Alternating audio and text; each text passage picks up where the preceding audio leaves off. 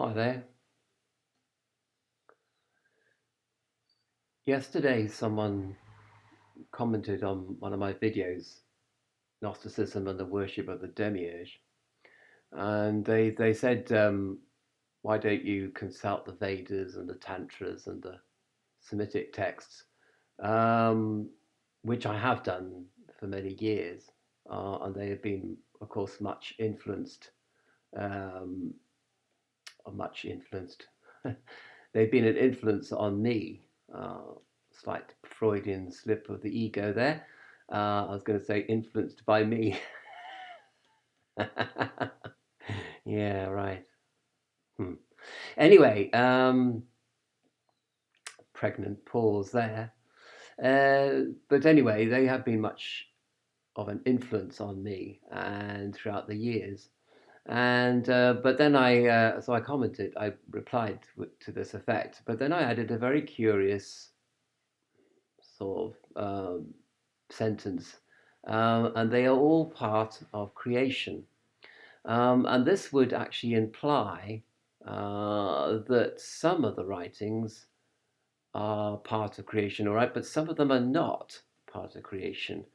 And would this mean that those that were not part of the creation, according to Gnostics, would have more of a truth value to them than those that were part of the of creation?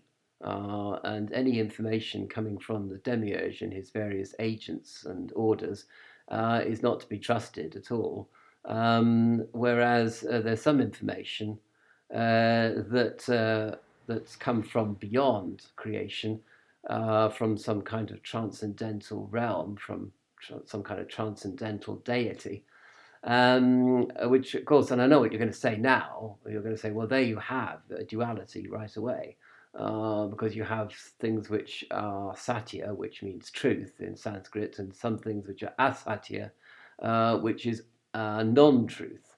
And so, right there, Gnostics have created a dualism between truth and not truth, between some texts which are kosher, as it might be, or truthful, and other texts which are not truthful and have come from the demiurge. Of course, I think really we're not really kind of judging the truth of anything here. We're just saying that some information comes from a transcendental source and some does not. And whether that has any bearing on the value of that information depends on where you're coming from. If you're looking at it from the point of view of the lower worlds, then it will have truth. And if you're looking at it from the point of view of some kind of transcendental state of mind, then you might say that uh, they don't have truth. Or you might say that it doesn't really matter because it depends on where you're standing. And so therefore, you take a transcendental view of the apparent duality between transcendental texts on one hand and non-transcendental transcendental texts on the other. And I was thinking, of some kind of way of explaining this, which makes a bit more sense, really. And I had this idea, sort of an epiphany, really, perhaps information from a transcendental source, who knows, that creation is a bit like a balloon. And here's my ugly looking balloon here, a blown up balloon, right? And obviously limited, delimited, and creation pertaining of the lower, of the non-transcendental realm. And the limits of creation are defined by the limits of the balloon, of the plastic, of the rubber of the balloon, right?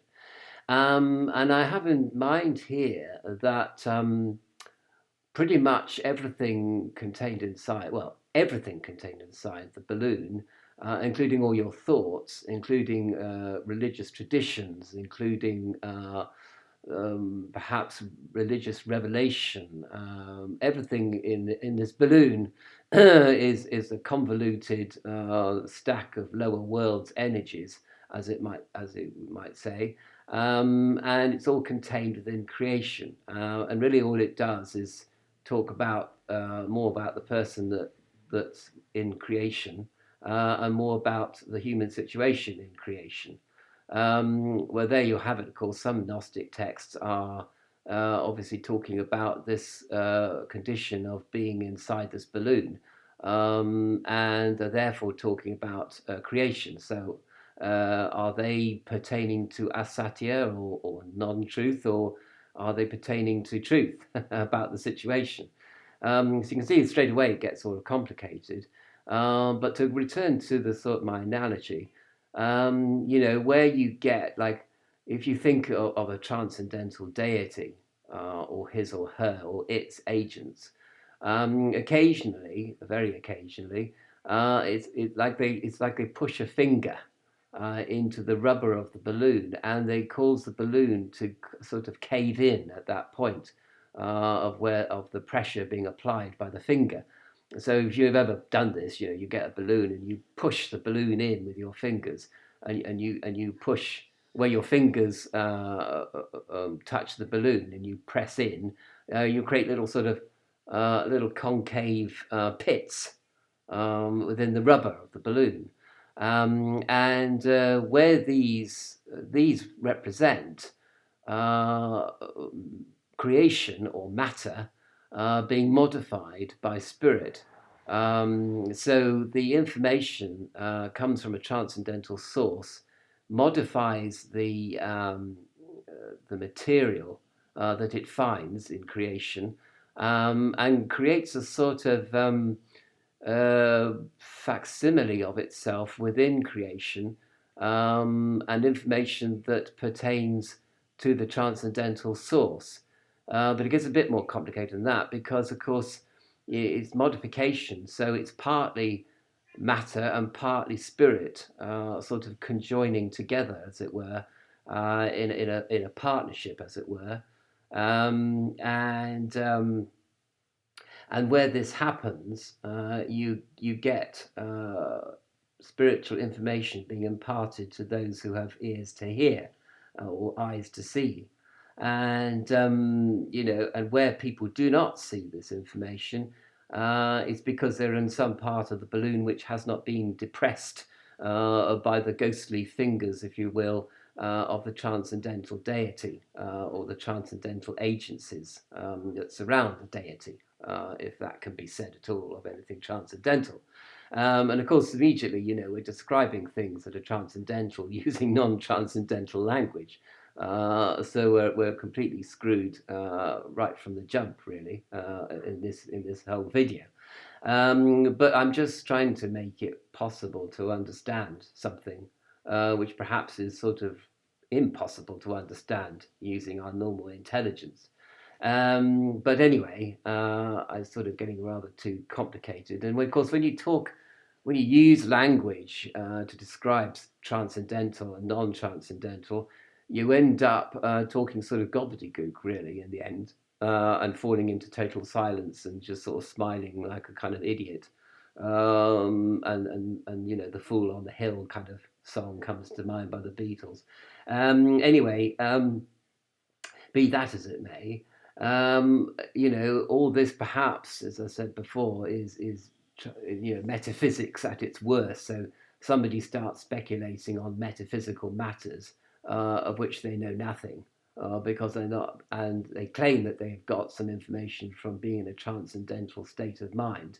But who is to say they have achieved or attained that transcendental state of mind? Anyway, the other way of looking at it is that the here and now, to which I've referred in other videos as being a concept which is superior to anything that metaphysics can come up with.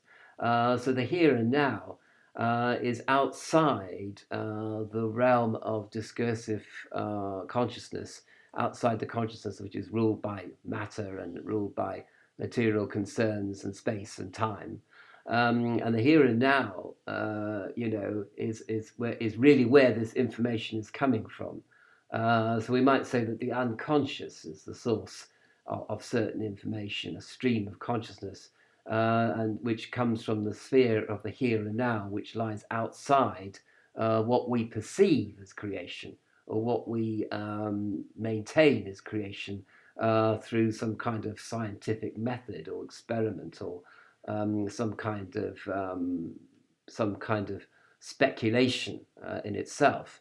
So if that is the case, then it's all creation, isn't it? Because the unconscious and the here and now, and time and space, and perception and consciousness are all part of creation. So in fact, it seems that in terms of metaphysics, we can't go beyond creation. We can't go beyond the source of creation. And yet, the thought persists within a lot of religious and mystical systems, that there is something beyond, which has come into being on this plane, like those fingers that are pressed into the rubber of the balloon, and the balloon is depressed where the fingers are pushing in. And this represents a sort of interface between spirit and matter. And people are convinced that there is something beyond creation, which is some kind of transcendental realm in which a transcendental deity or intelligence exists, whatever the word exists means, in this transcendental realm. And we can only really define the word existence from the point of view of the lower worlds. Is that not right?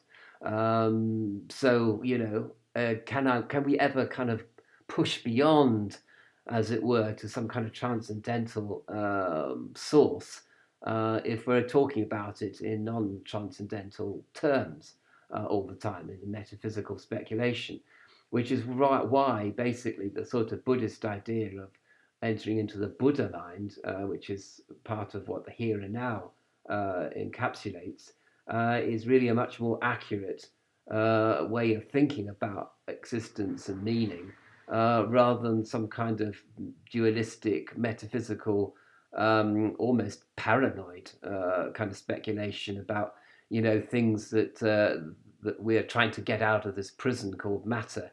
But maybe all we're trying to do is get out of the prison of the perception of matter, which we have builded quite naturally around us in order to survive in the material world.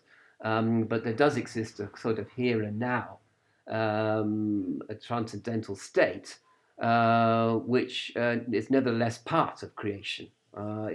Creation hasn't gone anywhere. So this is a very complex answer, or addendum to my little comment on my replying to a user's comment, saying that the Vedas are all part of creation in almost as this dismissive kind of sort of way, and yet perhaps from where do the Vedas come from, if not from the unconscious, or come from a sort of transcendental state of mind, which is part of creation and which always will be part of creation. And of course, if we think in Hinduism, in Hindu terms, everything is just a part of the infinite day and night of Brahman. That nothing changes, everything changes, and we're just part of an infinite dance, if you like, of things going from being to non-being and back into being again. And we're going from night to day, from day to night, in terms of Brahmin, which of course is a huge, vast expanse of time we're talking about, and huge, vast expanse of space as well. And yet, the feeling, as I said before, the feeling persists that there is something beyond and something other than ourselves and something other than the matter that we perceive around us. And that's kind of interesting, I was even thinking about H.P. Lovecraft, one of his short stories about this meteorite that falls to Earth, that comes from somewhere else and starts, sucking the vital force out of everything that it touches. because it's come from somewhere else. And of course, we look at Lovecraft, and he was incredibly racist and xenophobic, and I think he had this sort of dread and fear of people coming in from outside the USA and polluting it. And he has this idea of things coming from some diabolical region outside space and time and outside matter, with destruction in its mind. Destruction of our way of life and our way and our planet and our USA and our America. So it's a kind of thing coming from outside, and of course he had OCD. So the thing about contamination coming from outside. But Gnostics tend to see that the transcendental is not a source of contamination or evil or destruction, but a source of wonder and beauty and passion and love and all the good things that we experience even in the lower worlds from time to time. And this is what is out there, if you like. And it's not a threat at all, but something to be totally embraced through exploring meditation or prayer, for example, or ritual, but also waiting for the transcendental to make itself known to us. And we shouldn't really question the validity of information that comes from the transcendental, and we should just sort of say, well, it is what it is, sort of thing.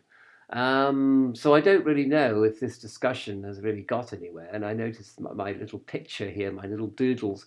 They are contained within the borders of this program, as it were, the borders of this painting program that I have here. And everything is contained within the borders of the video, contained within the borders of YouTube, for that matter, and dependent on their wonderful terms and conditions, whether they're going to actually accept this video or not. Have we really escaped anywhere? Is there anywhere to escape to? Some people say there is, some people say there isn't, and some people say it's just the perception that needs to change. And once you go into the here and now and sort of tune in to the unconscious flow, then that's all you need to know. And that's, you're not really going anywhere, and you're not really coming from anywhere. You're here already, wherever here is.